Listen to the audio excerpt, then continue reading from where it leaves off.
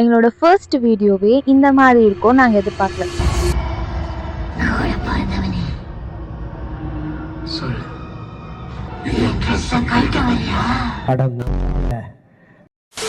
இந்த மூவியை பார்க்க கிட்டத்தட்ட 1 வீக்கா பிளான் போட்டோம்.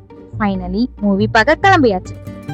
11 o'clock ஷோக்கு நம்ம என்ன பண்ணுவோம், வீட்ல இருந்து 11 o'clock தாங்க கிளம்பணும். இந்த மூவி ரொம்ப பயங்கரமா இருக்கும், சாப்பிட்டு போனா வாமிட் எடுத்துருவீங்க, பாதியிலே ஓடி வந்துருவீங்கலாம் சொன்னாங்க.